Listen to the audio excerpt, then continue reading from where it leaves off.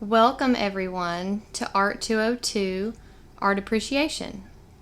My name is Ms. Megan Moore, and I am very excited to be your instructor this semester. It probably won't come as a surprise, but I absolutely love art and art history. I love talking about art, looking at art, and learning about art and architecture from a variety of cultures, styles, and historical periods. And these are the kinds of things that you'll be learning about in this class. You're also going to be learning about different approaches to making and interpreting art. And hopefully you will be building your confidence in discussing art by utilizing the terms and concepts we'll discuss in class. I think there is a tendency to think of art as somewhat inaccessible or too difficult or pretentious even to understand. But what I think you'll be pleased to discover is that art does not always have to be this way. By combining the abilities that you already have as viewers and as connoisseurs of visual culture and the content of this course, my hope is that you will finish this class with a new or rejuvenated appreciation for art. This video will introduce you to the content of the course and also to the assignments and tasks that will be expected of you throughout the semester. I highly recommend that you watch the full video because I'm going to offer an overview of how you can be successful in this class, as well as a general idea of the kinds of things you can expect, and also a walkthrough of Canvas. So, what is art appreciation? Well, the course catalog describes this class as an exploration of art forms of the past and present for understanding of purpose, meaning, and nature of art. Awareness, appreciation, and visual enjoyment of art are stressed. So this term, you will be exploring some of the techniques and methods for creating and examining art, such as drawing, printmaking, painting, and sculpture from the 15th century through contemporary art. You will also be thinking a little about art criticism, although you will not be delving into the scholarly literature like you would in a traditional art history course. This class is also different from a traditional art history course in that you won't be writing a big research paper or taking exams where you have to memorize a bunch of dates, but you will be responsible for completing the assigned readings from your textbook, the lecture material, and some internet research. And as you engage with this material throughout the semester, I want you to ask yourself, why do we express ourselves through the visual image? Why is it so potent? Why do we so often erect buildings or other architectural structures to look like those from the past? The textbook that you'll be using is by Patrick Frank. It is called Preble's Art Forms, An Introduction to the Visual Arts. It is the 12th edition of this book, but here's the kicker. It's a digital textbook available through a platform called Pearson Revel, so you won't have to lug around yet another heavy book. In addition to being available through Canvas, there is a very user-friendly app, the Revel app, that you can download, and this app has an audio feature. I don't know if any of you like audiobooks, but even if you don't, the audio feature can be very helpful for multitasking, commuting, even walking across campus or going to your jobs, it's a great feature, and it features a real human voice, not a robot voice. The app also has very high quality images where you can zoom in to see details of the artworks that we'll be looking at. Okay, these are the student learning outcomes or objectives for this class. You will find this table in the syllabus as well. This first column here is pretty straightforward, but you might wonder about this second column that is labeled Bloom's level. It comes from Bloom's taxonomy, which is a teaching device used to describe the level of complexity and specificity of tasks used to assess your ability to apply these concepts, or these objectives rather. In other words, the Bloom's levels are tools for structuring the course curriculum, and they just give you a general idea of the level at which you will be expected to function in this class. And you'll notice that the assessment type is the same for each. So at the end of this course, you should be able to demonstrate knowledge of terms, styles, iconography, formal elements, and the principles of art and design. In other words, you are going to learn the language of art and art history. Number 2, you are going to identify and discuss representative works of art and architecture from historical periods within a variety of cultural, political, social, and economic contexts. Some of these representative works will be familiar to you, like works by Leonardo da Vinci or Van Gogh, and others, I'm sure, will be completely new. Number 3, you will be required to describe the technical aspects of making art, including the processes and materials used for artistic production. Number 4, you will develop an understanding of the purposes and functions of art and architecture in your communities and globally. You will demonstrate the ability to connect ideas and communicate them through effective and original writing. This slide covers your course schedule and the topics that you'll be covering. You'll notice that these topics are broken down by module numbers rather than weeks, and that is because each module is comprised of at least 2 weeks worth of content. So in Module 1, you'll be learning about the functions and purposes of art. In other words, what is art? What is architecture? And how do they fulfill our needs and desires? Module 2, you'll be looking at the visual elements and concepts of art. These are the elements of design, such as line, shape, color, and also the differences in representational and non-representational and abstract art. Module 3 will cover the principles of design and evaluating art.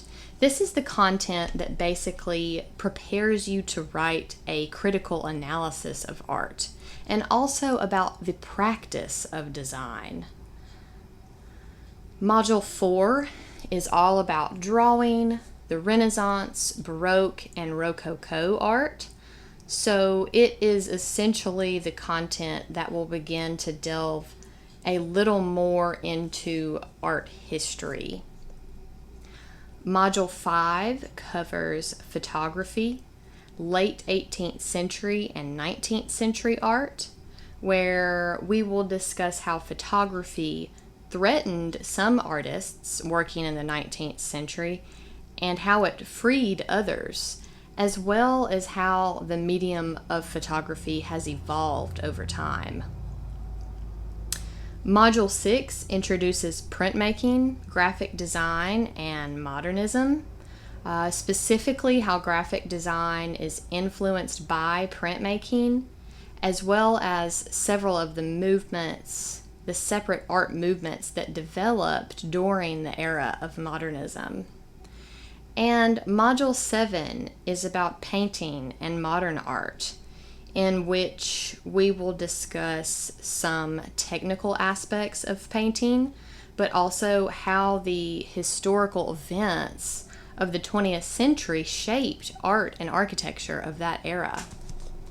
And of course, you have to complete your final project by the end of the semester.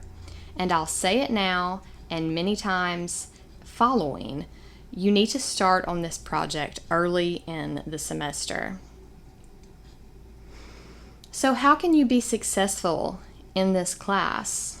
Well, if you are hearing my voice right now, you are already on the right track. Watching this video essentially is like attending your first day of class. I'm relaying basic, vital information about the course, and later I'm going to walk you through the basics of the course on Canvas. So please watch this video. Plus, there is an extra credit assignment related to this video that you can read more about under the video link in the Start Here module. So please note that. Second thing, you're going to want to make a regular habit of checking the announcements section in Canvas. This is where I will post reminders and about upcoming assignments or other important news and information related to the course. Next, read your syllabus. It includes a lot of important information, including different departmental policies regarding grading, late work, attendance, and academic honesty and dishonesty. And regarding attendance, you may wonder how this applies since this is an online course, but completing assignments by their deadlines and particularly completing the Module 1 discussion, introduction, and attendance verification assignment, those are how I record your attendance. So pay attention to those deadlines. Your syllabus also covers technology. I am not your technological guru, but there are contacts listed for your troubles should they arise. Hopefully they don't. Communication is another important topic covered in the syllabus. This includes my preferred options for communication, when you can expect grades, and some other guidelines for network etiquette, since this is an online class. And you will also find your course schedule and module checklist and your assignment instructions and rubrics. These 2 pages are going to be very helpful to you throughout the semester. So, what can you expect in each module? Well, you can expect assigned reading. Mostly these readings will be from your textbook, but there will be some other reading required. There will be a lecture video for each module and the lecture notes assignment that accompanies the video. You will have 7 of these, not including this video.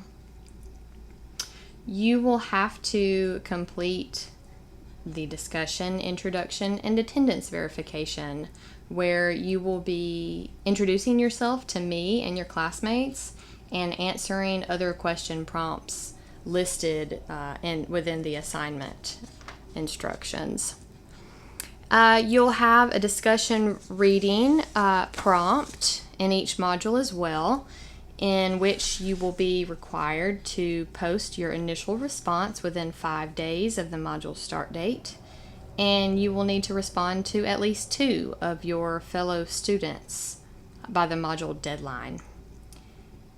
And finally, you will be responsible for completing 2 written assignments, including a short essay worksheet due at the deadline for Module 2, and your final project, which will be due during finals week. And I will talk more about all of these assignments when we get to the Canvas portion of this video. So, how to be successful in ART 202, Part 2.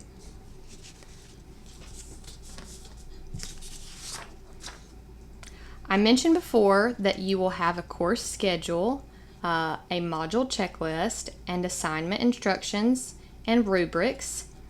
And what I suggest is that you print them out and use them all as checklists.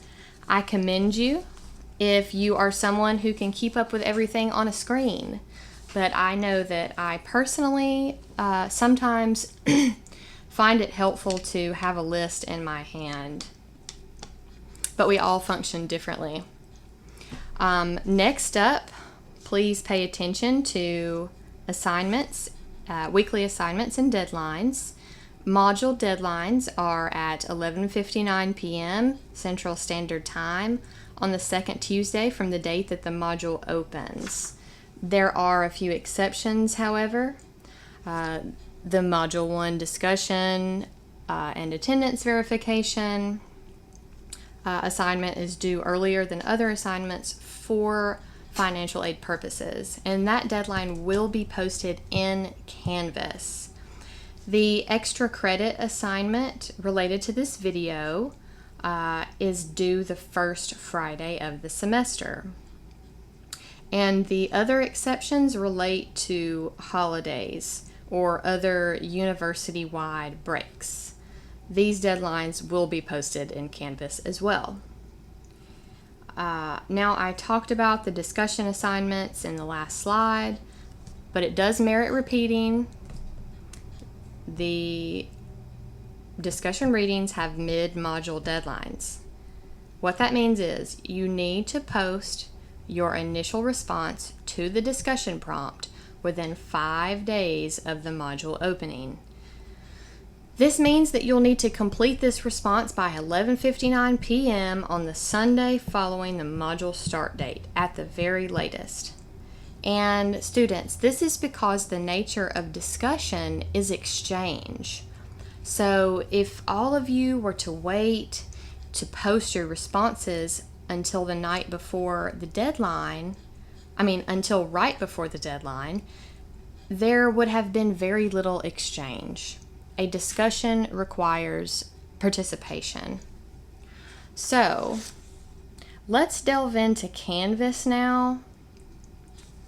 What you'll see first is this home page, and please note this pink banner at the bottom of the screen only appears when the instructor is in student view, so you will not see this as you navigate through Canvas, okay?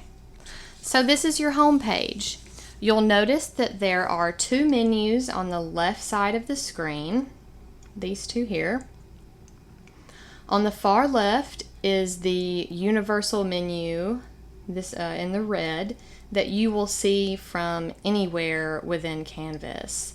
And this menu is the menu for our class, which you can hide it by clicking here and make it reappear as well.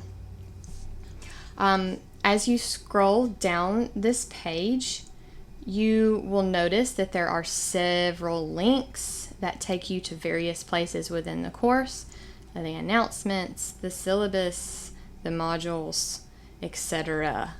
You can also access all of those things here in the class menu. There's a reminder right away to check announcements, read the syllabus, and complete the Start Here module. If you continue to scroll down, you will see that my name also has a hyperlink to a page that tells you a little bit more about me. I'm going to click on that. And the photograph that you see here was taken in 2015 when I visited the Vietnam Veterans Memorial in DC. And I encourage you to watch the video that I've linked here in the caption to learn more about this controversial memorial. I myself graduated from JSU with a BA in English, and I got my master's in art history from the University of Alabama. As I said before, I love art and architecture, but I also love to read and garden. And below it just says, please reach out to me if you have any questions or concerns. And that's that. So you can check that out if you'd like.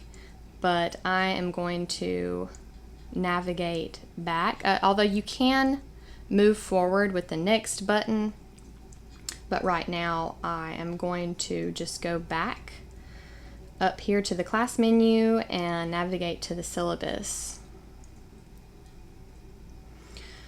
So when you arrive at the course syllabus page, you'll see these three major links at the top, and below you will see a list of your upcoming assignments and their due dates and times, which may be helpful to you. But let's go right into the syllabus. At the beginning, you'll see a more detailed introduction to the course, and when you scroll down, you will see some more information about your textbook. Now, this is very important. You have a couple of options for how to acquire your textbook in the Pearson Revel platform. Number one, you can purchase an access code directly from Pearson. They are the publisher. Number two, you can purchase an access code from the campus bookstore. You'll go to the counter and pick that up from the desk. Or number three, you can activate a 2-week trial of the book while you wait on your financial aid to come through or for whatever reason. But keep in mind that you will lose access if you don't purchase an access code before the end of the 2 weeks. And we don't want that to happen because you need to get your assignments in on time. So please figure out the way that you're going to approach this as soon as you can, because you're going to need your book to complete your assignments. The next important thing to keep in mind about using Revel as well as Canvas is that you need to use the Firefox browser. You're going to need to use it to connect Revel and Canvas, and it just works better.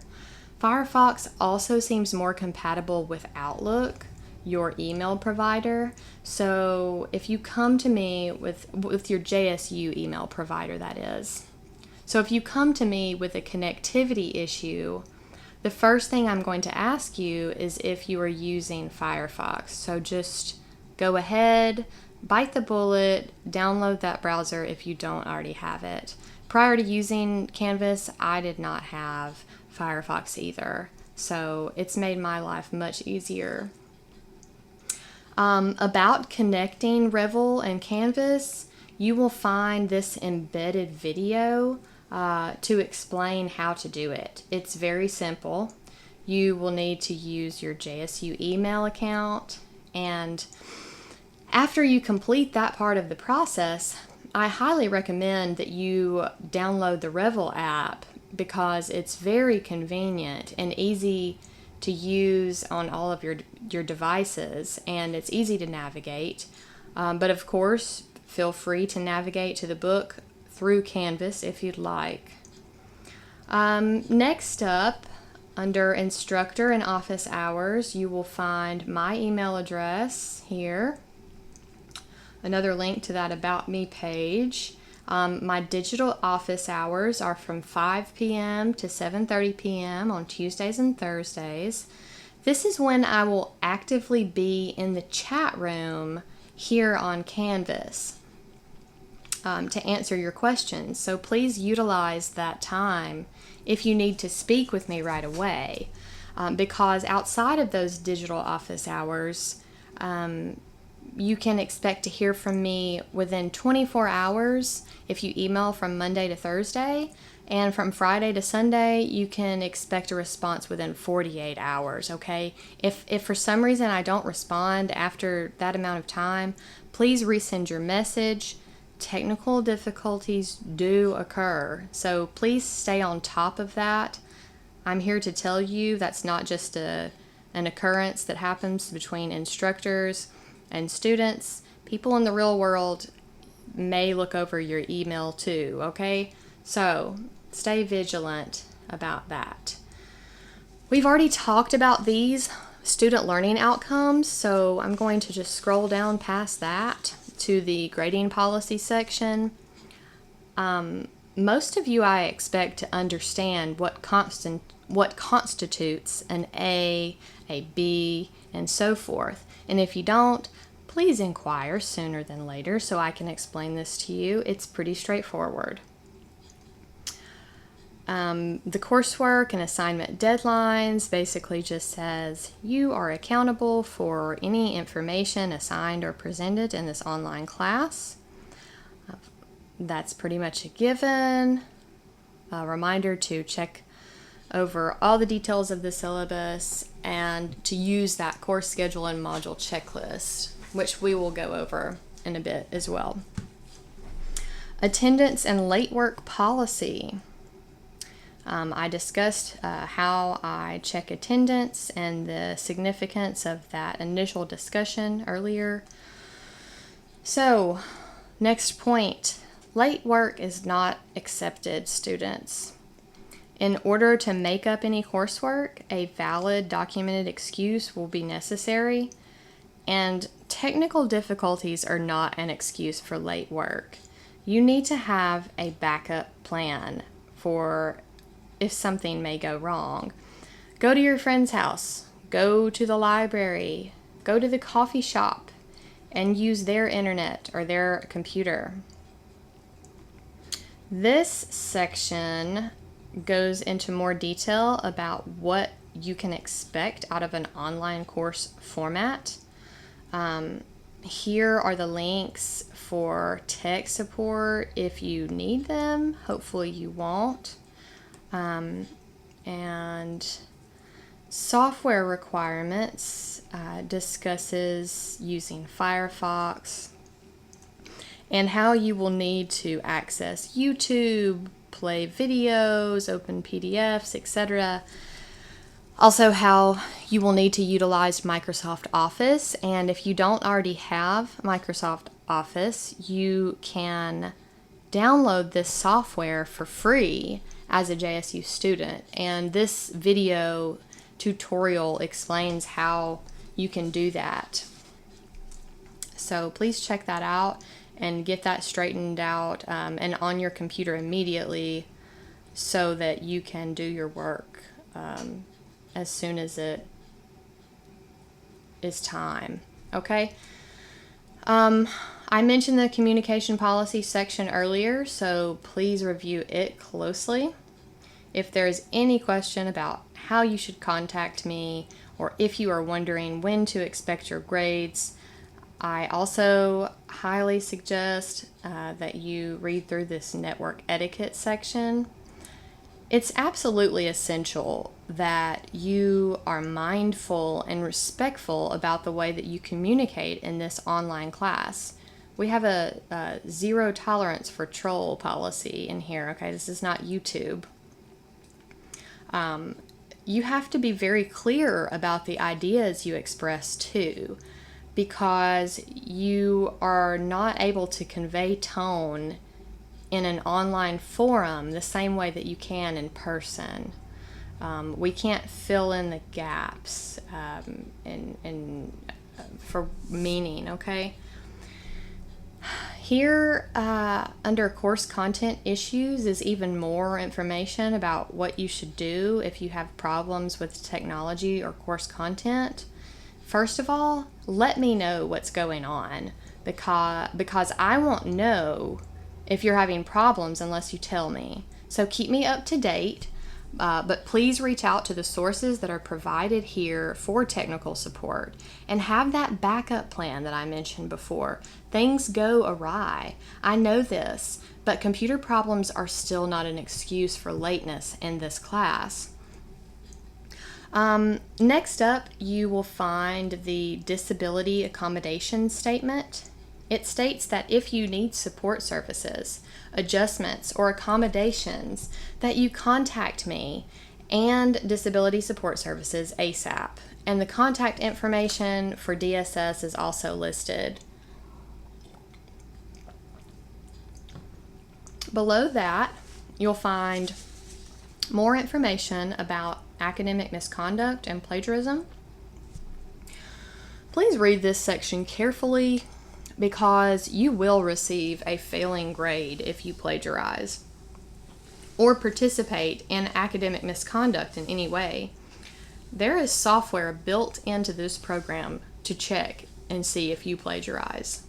So there is no way to fool me or the system. The way to avoid this plagiarism and misconduct is to do your own work and cite your sources. It's pretty simple. Lastly, we have information about the students connected to the military and the Title IX statement here about discrimination. Contact information is available for both topics if you need it. Next up, it is your course schedule and module checklist. You'll see at the top here a reminder about your final project. You're going to see them over and over again, and we will talk more about that assignment when we get to the assignment instructions section. This step-by-step module checklist is very helpful. Please review it closely. Use it constantly, consistently. When you scroll down, you will find this lovely table with the module breakdown in it. So it lists what the module covers, your assigned readings, and in the next column you will see the related assignments. And then this next column is labeled with contact time. You are not held to these time frames. They are simply there to give you a rough idea of how much time you should be spending on each of the assignments. Of course, it's going to vary from person to person, but when you are thinking about scheduling your time for the weeks ahead, these contact times may be helpful for you. And the last column gives you the point value for each of these assignments. If you scroll down to the bottom, you will see the link for assignment instructions and rubrics, and also your syllabus. At the top of this page, you will see this general writing guidelines. You'll need to click on this arrow to read this content. You will see a lot of information about how you are expected to write in this class. For instance, you will be using the MLA format or the Modern Language Association format. This is different from an art history course that uses the Chicago Turabian format. But since this is not typical art history, and most of you probably won't go on to pursue art history, although I hope that you do, we are going to be using MLA because some of you may be familiar with this already. Hopefully you are. If you click on this link here, the writing and citation help link, It's going to take you to a page where you can find guidance for writing in the MLA format and other helpful tips. This writing and research tips for art appreciation is a PDF, a very helpful document that I suggest you check out. And this section down here, this bullet point rather, about quoting, paraphrasing, and summarizing, and when you should be doing each of those things and how much, and when to avoid it. How to cite the lectures, that's very important too. How to cite artwork, all of these great resources about writing are available here, so please use them. There isn't a next or a back button within this page, so I'm actually going to use the back button in the browser, but please know that you can go back through the syllabus and click on that assignment instructions and rubrics, or just press your back button. You will need to expand the arrow again. Scroll down to see this breakdown, this rubric, where it explains what kind of work merits the grade that you receive. And even further down, you will find this extremely important section detailing when to include in-text parenthetical citations and bibliographic citations. Utilize this, students. I want you to succeed. Now, if you scroll down a bit more, you'll see that there are 5 sections here about each kind of assignment that you have in this class. So we're going to first click on the discussion introduction that you'll find in Module 1, although it will have that different deadline, which will be posted in Canvas. I recommend that you type out your responses for this discussion and those that follow in Word, and then copy them into Canvas, because Canvas might time out on you. And it would really suck to write out a long, thoughtful response for this assignment or any of the other discussion posts and then lose it because the web page has timed out. Also, point B here, proofread your work before you submit to make sure that you are communicating effectively, and knock out those grammatical and spelling errors if you can, and keep that network etiquette protocol in mind. This discussion post is the one in which you will be introducing yourself to me and your classmates. Where are you from? What is your field of study? What are your interests? What are your plans for the future? You're also going to be writing a paragraph about the function of art and architecture in your community. If your town is too small to have art and architecture, you can, move up to the city that your town is located in, or the closest city. That works too. But if you want to get creative, there are probably works of art and architecture in your community that merit discussion and convey meaning about the place in which you live. So you can read the Module 1 lesson introduction, or even review the assigned readings for ideas for things to discuss in this initial response. This first post doesn't require you to respond to your classmates, but please feel free to do so if you'd like. Connect. And below you will find the rubric for this assignment that breaks down how points are given.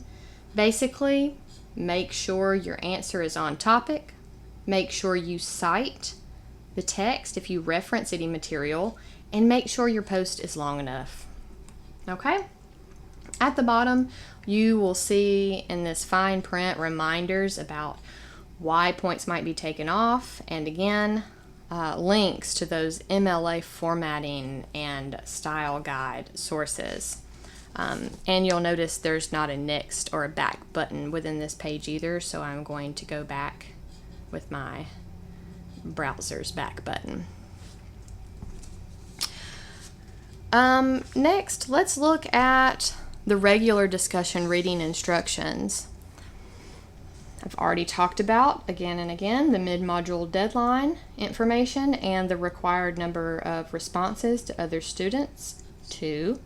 But what I have not mentioned is that you can revise or supplement your initial response before the module deadline if you'd like.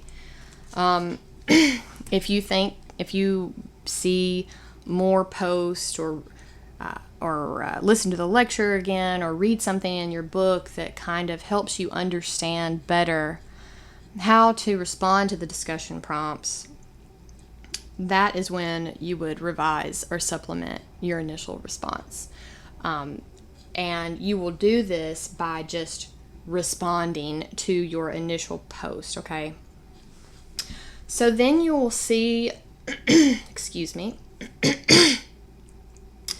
the general guidelines for these posts. They are pretty much the same as those that I just covered. Make sure you stay on topic. Pay attention to item C.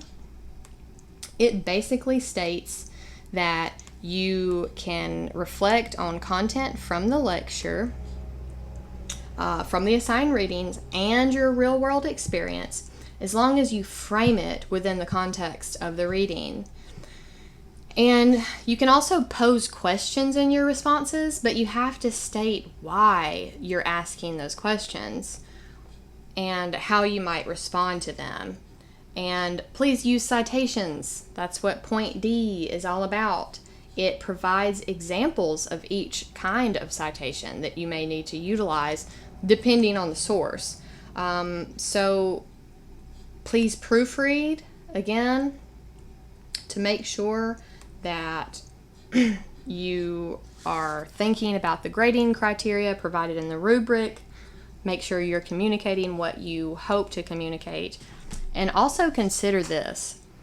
These posts count toward a significant chunk of the points for your final grade. These posts are where I'm really able to see if you are doing the readings, if you're understanding the readings, and if you're able to apply, or trying at least, to apply the concepts from the readings and the lectures. So let's look at this rubric more closely. Responses are on topic, original, and contribute to the quality of the discussion. All right, and make sure you post it on time. Next point, please make frequent, informed references to weekly material using in-text citations. This is not optional. You have to make at least 2 clear references using in-text citations with section or page numbers. Of course, it's section numbers 1.3, 1.4 because you don't have a physical book. Unless you choose to buy one, which you can, but it's going to cost you a lot of extra money because you still have to have the digital book. You must respond to 2 or more classmates thoughtfully, respectfully. You need to respond clearly, and you must meet the length requirement. And that's that. Here's the same fine print information available here. So let's check out the lecture notes now. I need to get something to drink.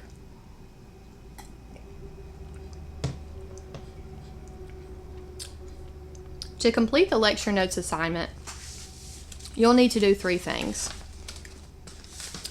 You'll need to download and utilize this lecture notes template. I'm going to go ahead and open it up so I can go over that with you.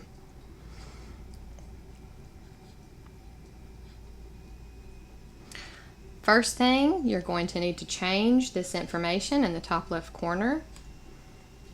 And then you're going to read this paragraph and follow the instructions. Type your notes here. Don't worry about spelling errors or grammar. issues in the notes because this is not a constructed piece of writing. They are your notes. You're jotting them down quickly.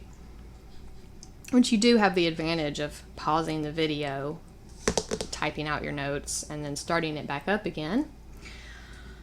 And then you will respond to the prompts that are posted below the lecture videos. In the module, rather, here, after the notes. And you are only required to use the information from the lecture. You do not have to include citations, but please note that you also cannot respond here with a verbatim transcript of anything from the lecture video. Okay, let's close this. You can expect for the lecture videos to be approximately 1 to 1.5 hours long, and they're going to be available via YouTube, via a link posted in each module. And there will be English auto-generated captions and transcripts available. Please complete the assigned readings before the video. I also encourage you to watch the video before completing your discussion reading responses. It just makes sense to me. So, technology requirements, we've already discussed. Instructions for the lecture notes, we've kind of already discussed that when we went over the template. Please review if you have any questions. Please don't plagiarize. Please be honest. Do your own work. And I mentioned the captions that are available. So let's look at the rubric. It's pretty simple. Make sure your notes refer to the video content. Make sure that they are intelligible and organized. And fine print down here tells you why points may be deducted. So let's move on to the short essay worksheet.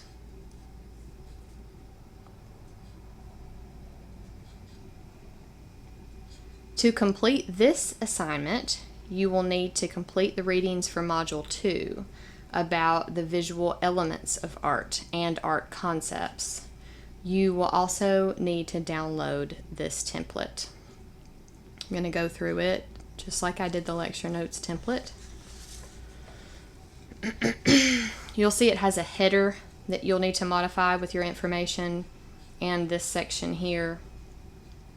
You're going to read the instructions closely and scroll down to see the table. Basically, what you're going to do is access the Met Museum website to find examples of artworks that meet the criteria for each visual element listed here, such as line, shape, mass, etc. Then you're going to copy the image into this table. You're going to cite it properly, and in the description section of the table, you're going to describe how the listed element of design is illustrated in the artwork you've selected. You will need to include in-text citations for this assignment, at least one for each element, and you will also be responsible for including a works cited page. See, it's already started down here. Want you to succeed. Okay, so you get that, I'm sure. Back in Canvas, you're going to find more thorough explanations of the assignment, and you'll see more links to help you with your writing regarding when to include quotations, when to paraphrase, etc. And then the rubric. Please note that this rubric is more detailed because this assignment is worth 150 points, so you must pay attention to all of the instructions and all parts of this rubric because it describes how you are graded on content, on research, and mechanics. Oh, and the extra credit. Let me scroll back up. You can make up to 16 extra points by adding the visual element of texture to the table in the template. You will get up to 13 points for the content of texture, the texture element, and up to 3 points for the research element of the texture element. Follow these instructions closely and you will do well. It may seem complex, but really this activity is designed to be fun. It's an opportunity to look more closely at art that you like and to practice talking about and writing about art that you like. These detailed instructions and the rubric are here as tools to help you succeed. So, without further ado, let's check out the final project. There is no template for this assignment. You're going to be submitting 2 files when the time comes. One is your brochure and the other is your works cited page. You can submit a Microsoft Word document, a PowerPoint, or a PDF.